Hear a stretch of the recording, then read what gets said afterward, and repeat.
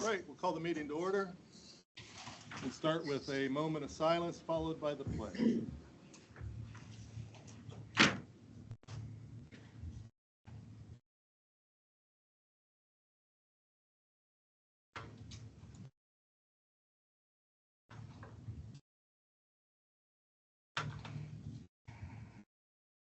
I pledge allegiance to the flag of the United States of America and to the republic for which it stands, one nation, under God, indivisible, with liberty and justice for all. Thank you. As we often say, and we'll say again, there is a recording of this proceeding to aid in the minutes, and in open discussion, there is a 3-minute rule.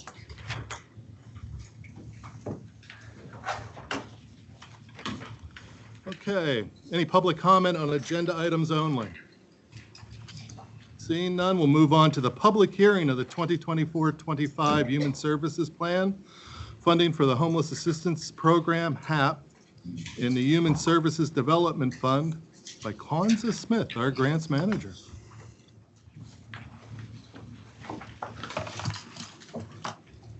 Good morning, everyone. Good morning.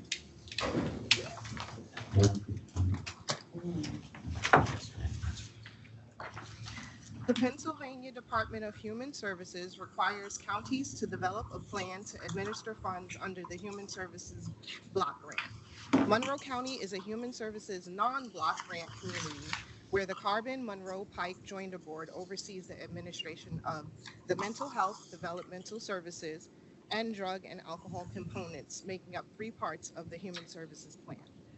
The Homeless Assistance Program, HAP, and the Human Services Development Fund, HSDF, are administered by each individual county separately.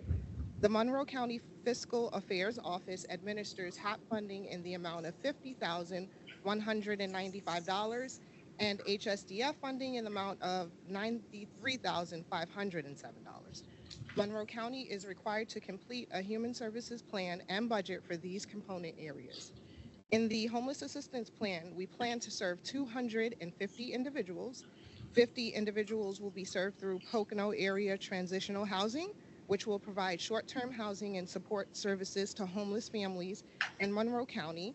The primary goal of PATH is for participants to obtain and maintain permanent housing after receiving counseling on personal finance, employment, education, job training, and doing housing searches.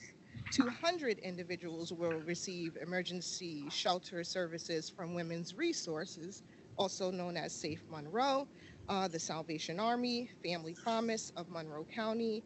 Safe Monroe participants receive counseling service to assist with planning for future safety, education about community resources and problem solving, assessing transportation, child care, work or training. Salvation Army and Family Promise offer case management to acquire permanent housing or other needed services. The second is the Human Services Development Fund. We plan to serve 125 individuals with that funding. 73 individuals who are blind, visually impaired will receive escorted transportation services from Sites for Hope to access medical appointments, food supplies, and agency services, all empower them to maintain their highest level of independence. 12 individuals with mental health and developmental issues will be assisted by Carbon Monroe Pike Mental Health and Developmental Services. Community residential services will be provided for adults securing or maintaining housing that is safe, affordable through service planning, transportation, and counseling services. 40 children and their parents will be served through Pocono Services for Families and Children Family Advocate, which utilizes a 2-generational approach. Family advocates will work directly with enrolled families for education, housing, healthcare, employment goals, financial stability needs, and any additional resources needed to assist families in reaching stability and personal goals. The amount allocated for funding for HAP and HDF have remained the same as last year and previous years before. I also put copies of the Human Services Plan and the point and time count information as well. And yeah, that's all. Does anyone have any questions? Thank you. Thank you. Thank you, Kwanzaa.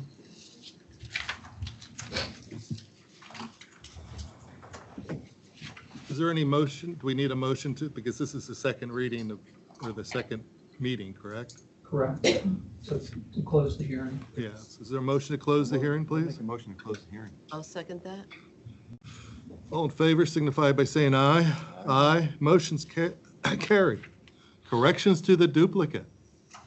Cindy Tribal.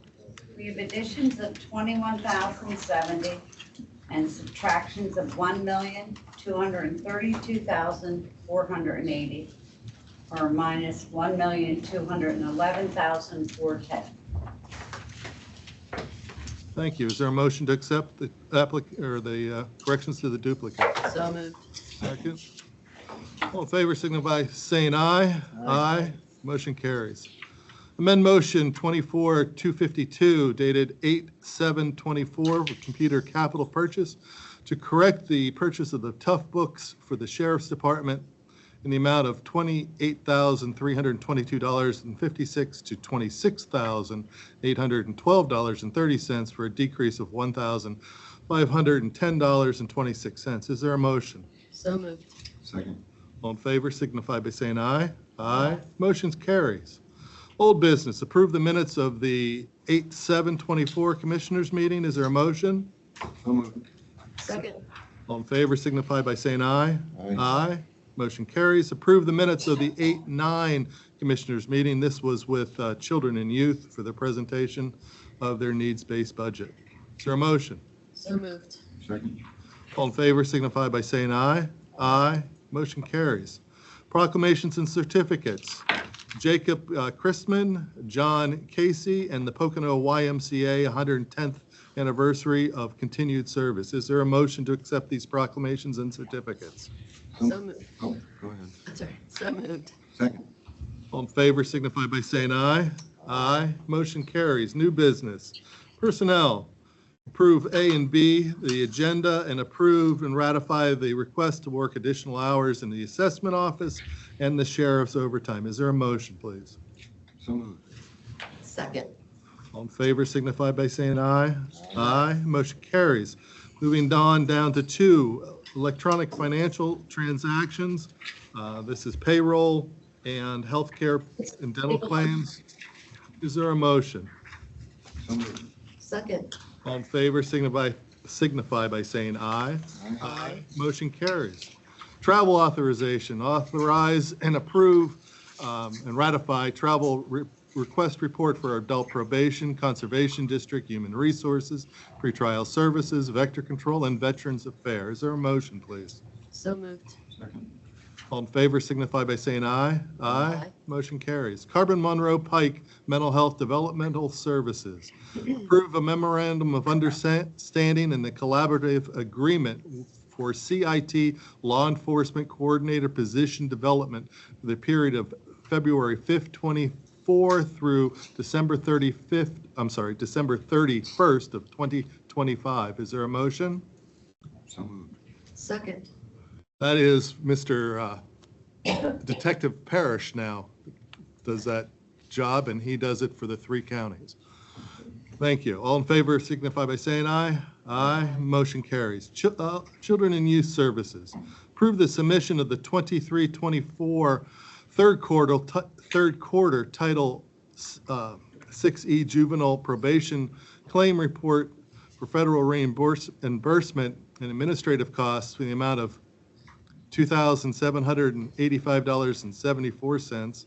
Execute a purchase and service agreement for a period of July 1st, 2024 through July 30th of 2025 with Community Haven Group Home, contract limit of $260,000, Colonial IU unit for a contract limit of $280,000, and Diversified Treatment Alternative Centers LLC for contract limit total of $500,000.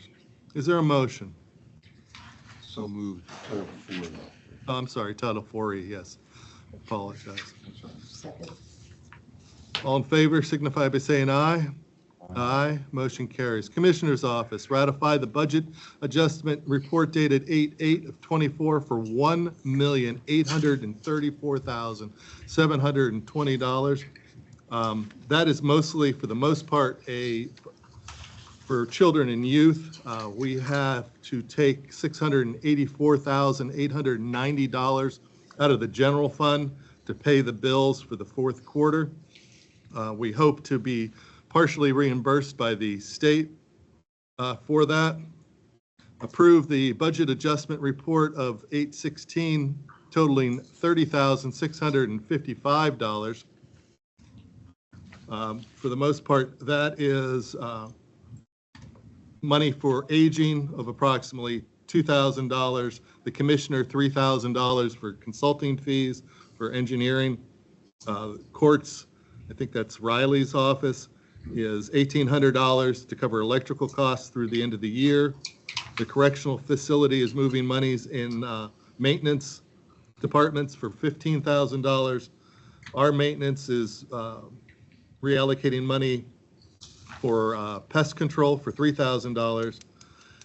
And maintenance of fleet vehicles, that's to cover a lease through the end of the year of $5,865 for maintenance. And pretrial services is doing an adjustment for printing and duplications of $2,000 for a total of $30,665. Ratify a proposal from Peony to provide hazardous materials consulting for the incinerator at Pleasant Valley Manor, estimated cost of $8,300.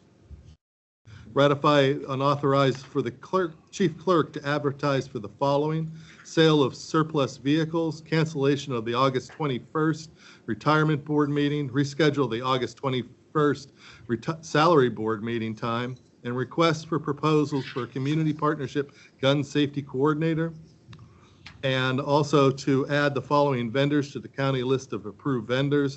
The correctional facility, we're adding TJ Use of Force Training LLC, and approve a revised Monroe County purchasing manual. Is there a motion? So moved. Is there a correction? It's 8,300? Or, Zero, I believe. yeah, the Pleasant Valley Manor, it looks like there's. Yeah, it's only $8,300. That's what I thought. There's Okay. not four. So I will second it with that correction. So moved. All in favor signify by saying aye. Aye. Motion carries. Grants, ratify the fiscal director, Jennifer Barkley, to electronically sign for the fiscal year 23-24 violence intervention and prevention VIP contract in the amount of $695,286 for the period of April 1st of 24 through March 31st of 27. Execute a contract service agreement with the Kearney Group for an amount of $31,500 to provide Monroe County youth needs assessments for the fiscal year 23-24 violence intervention and prevention awarded grant.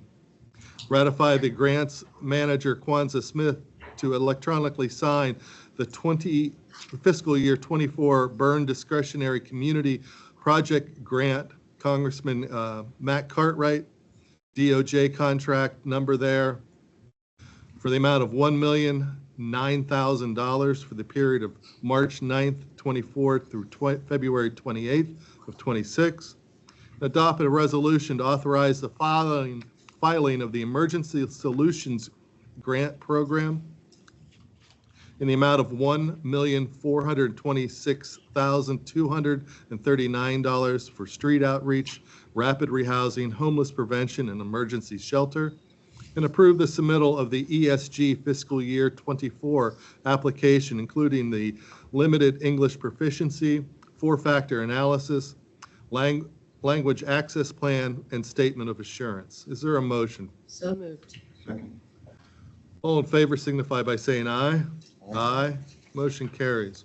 Monroe County Transportation Authority acknowledge the notice of Monroe County's initial medical assistance transportation program allocation for the fiscal year 24-25 in the amount of $787,849. Is there a motion? So moved. Second. Second, all in favor signify by saying aye. Aye. Treasurer's Office, approve the request of Teresa Johnson, Treasurer, to add M&T Bank as a new depository bank for the current list of depository banks. Is there a motion? So moved. Second. Second, all in favor signify by saying aye. Aye. Motion carries. Capital outlay, ratify the capital purchase report date of 8/7/24 totaling $970.20 and approve the capital purchase program purchase report dated 8/16/24 totaling $2,404.98. Is there a motion? So moved. Second. Second, all in favor signify by saying aye. Aye. Motion carries. Miscellaneous, does there anybody have any miscellaneous? I'd just like to announce we'll be having Chris Herron, former Boston Celtic and substance use disorder person who's in recovery, come to our county the week of September. Well, it'll be here the 10th, 11th, and 12th. He has a great testimony about overcoming drug addiction, and he's shared that with students and people all over the world, really, but he speaks to a lot of high schools. He'll be speaking at all our local high schools that week. And then we'll also have a community event at Kalahari on September 11th at 7 p.m. So we want to get the word out and invite people to come to that. So more people in our community can discover a way to get past their addiction and get into recovery, and we can learn how to better help those people. And this is being funded through? We're using opioid settlement funding that we received to fund this.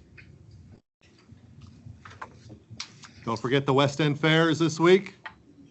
Go get your pig ears and your other elephant ears. Well, you get pig ears for your dog and elephant ears for you. Okay, any public comment? Ma'am? Hi, my name is Cynthia Greger. I live at 1127 Skyview Drive in Scott Run. Across the street from my home, they are proposing, SBA Towers is proposing a 150-foot cell tower with 8 leases. They were supposed to be originally 100 by 100. Now they're going to 200 by 200 with the new plans. Sadly, as you can see, I'm a nurse. Don't be. No, Okay, it's just all say good. Sadly, I know more about cell towers now, I think, than anybody should in my profession. I'm not going to talk to you about that today. What I'm going to talk to you about is my home is part of the John Ruman subdivision. So there was a Ruman right-of-way, which Mr. Ruman's son, David, who is an engineer, he still is alive, and he owns that right-of-way. There was a lease entered into Monroe County in February with SBA Towers and Mr. Beatty, who owns the old farmhouse on the corner. In this lease, it states that the right-of-way is owned by Mr. Beatty and that it's a public right-of-way. It is not true, so we want you to look into that. I'm going to step back now and let Dawn, who also lives in Scott Run and is a realtor and has the deeds and all the information and what Mr. Ruman has presented to Pocono Township. The other thing I wanted to comment about was we have been going to Pocono Township meetings. We have been asking about the notices where we were supposed to be notified that this was even happening. And we were told to come to you, that it was your responsibility to put the notices on the property and to notify the neighbors that were immediately impacted. I would like to say that I think that there is sometimes a misconnect in Pocono Township because they're what in other townships would be called supervisors, they're commissioners, and the county commissioners. We don't have any land use regulations, okay? I think as I explained, there is a submission to the Monroe County Planning Commission to review a plan of this. And they will be making their findings known, and they report that back to Pocono Township, okay, for those findings. If you wanted to come to their meeting, because I think this one was canceled, was it in August, or did they have? We were just at the planning commission? you mean? Yes. Yeah, that was last week or something. Yeah. So that'll, before that gets sent out to them, they'll be presenting what their, the office findings are to that organization within here, okay, our planning board. So you can always come to them, but Okay. like I say, there are some kinds of problems that can come up like this, but as you also know, the Pennsylvania Supreme Court has kind of said that this is a common good kind of issue. So they have a little different approach, but you still have different rules for land use that everybody has to follow. Okay. Right, well, we had a planning commission meeting in Pocono Township on the 8th of August, where the SBA Towers attorney stated that the Monroe County Commissioners approved this tower. That is not, we haven't approved anything, okay? They don't even really have to provide a land development plan to us for a review, but this is one of the first ones that we've seen in a long time, so.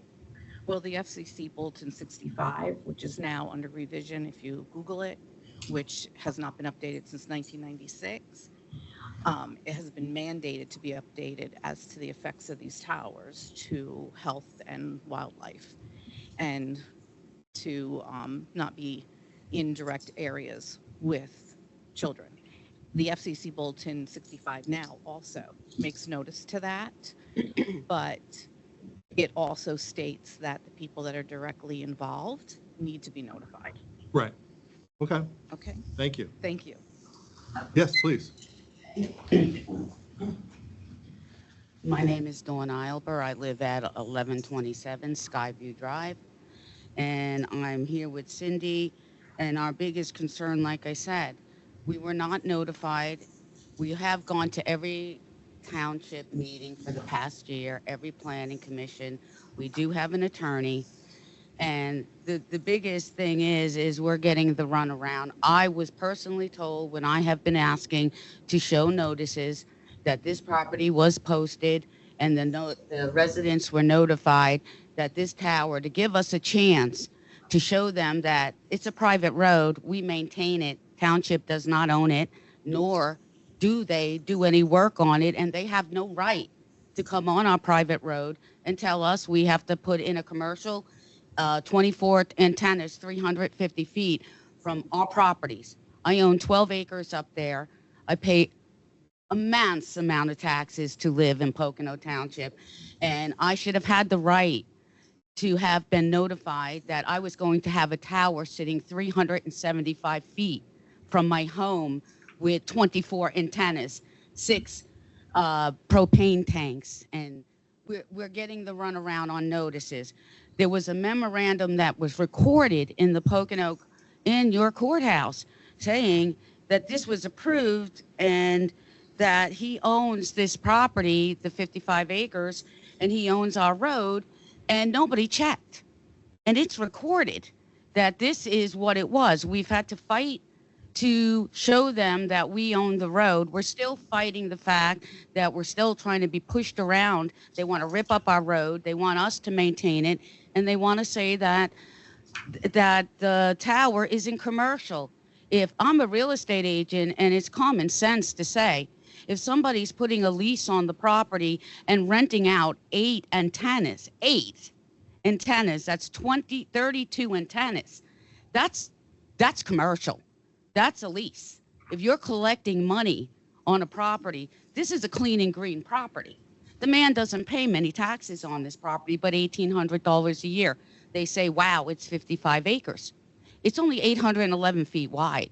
It surrounds 2 communities. It surrounds the Y subdivision, and it surrounds Crescent Lake.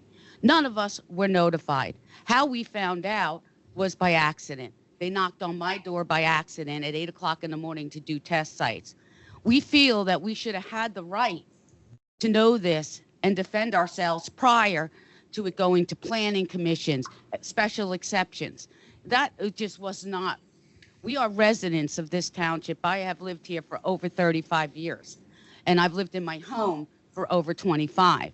I just felt that we did not get the common courtesy that we deserve from Pocono Township, nor from anybody. And then to see this stuff being recorded and none of us being aware, we just wanted the commissioners to be aware. We have sent documentation that this is a private road. We are going to planning commissions. I've been at the Pocono Township meetings for over a year. And we get snubbed, we get mocked. I actually just recently asked for the recording of the last meeting because we're sick and tired of being mocked. We're just trying to protect our properties. I have documentation if you'd like me to leave it. I know it's probably not on your level, but we just wanted the county commissioners to know where we stood. Thank you. Thank you. Next. Isn't the planning commission, isn't it basically advisory? Correct. But the conservation district is the one that looks to, like, looks for, like, when people go to develop about the land and the water and soil, like, isn't the conservation district that looks at? It all depends on their area of disturbance. If it's over an acre, then you would have to have an MPDES permit. If it's under an acre of disturbance, as long as you have a plan on site, then you're allowed to go until there's such a problem. Okay? Is that part of the speed? No, that's the way it's always been. Okay? Thank you. Anything else? Yes, Please. all right.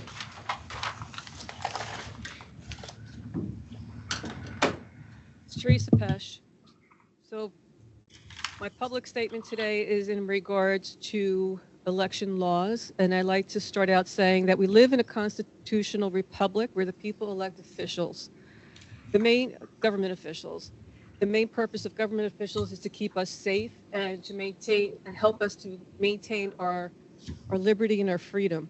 It's not government's job to make up laws and take away our freedom and our rights, along with endless taxation. So with that said, the government writes laws protecting our right to vote and also has written in law the process of voting. The PA election code apparently has been violated in our recent past elections. And with that said, about the violations that I know of from people coming up to me, I'm just going to recite a few of occurrences that have been brought to light to me. So the one was, it was about two young men showing people within the polling precinct room on election day of which candidates to vote for. So they actually had their phone and they had a ballot and they were showing people which people to vote for. I don't know if anything actually got brought to the election office, but under the election code, PA election code, section 1220, regulations enforced at a polling place. Paragraph C, no person when within a polling place shall electioneer or solicit votes for any political party, political body, or candidate, nor shall any written, printed, or posted matter within the said room except as required in this act. So there's no electioneering in the room. I don't know what happened, if it actually got sent to the election office. And at this time, I'd also like to request that any incidents that are reported to the election office, if they could be publicly made known, whether it be in a forum like this or written on the website. So then the next item I'd like to mention is that a candidate, I don't know if it was the last election or the one before that, a candidate at the time also is a political office holder. So at the time, she was a candidate on the ballot and an office holder, and she openly offered treats, I don't know if it was candy, water, food, to people at the voting room. So under section 1839 is bribery of elections. I would also like to mention that that polling place where these bribes were happening is also where the candidate, who is also in office, is at the precinct polling room, was in the same building. This is against, on page 31, section 529.1, that was amended May 12th, 2006, polling places and other buildings. No election shall be held in any of the following. Section paragraph 6, an officer, building, or private residence of a candidate for political office. Line 7, an office, building, or private residence of an elected official. So clearly, the polling precinct should not be in the same building as a candidate or a person holding office. Thank you, Teresa. Your time's up. I apologize. Anybody else? Go ahead, David. Can I ask Teresa a question? On that first example you gave, Yes, was that in a Monroe County polling place? yes, both are. Well, I know the other situation, but which polling place was the first one? And was it just 2 voters? Or was it, are you saying it was a staff member? It was 2 voters. Okay, so 2 voters were standing in line, and one was showing another one on the phone. No, 2 voters were, I was told, is that 2 people on the phone, it was 2 young men on the phone, and they were actually walking up to people and showing them who to vote for. Okay, so, all right. This is another reason why it would be good if it was made public, because I get it hearsay. So it's the person who told me was actually in the room, but like I said, I can't really prove it, and that's why it would be good if that these offenses would be brought to the light of the people. Well, oftentimes it's not necessarily an offense, but, a misunderstanding or whatever. Oftentimes candidates are allowed to have poll watchers within the confines of the polling place. Correct. And those are watchers, not people that are campaigning. And if that's the case, then a poll watcher from a side or another side would make a complaint. The problem is that we don't have enough poll watchers. Well, that's on to the candidates to have, that's, if they want poll watchers, that's up to them. Is there anything else? Just so everybody who's planning their day around it, the salary board scheduled for 11 a.m. is now at 10:30 a.m. And retirement board has been canceled at 1:30 to be named later for when we're going to pay corn, ferry, and wheat. Is there a motion to adjourn? So moved. We are. Thank you very much.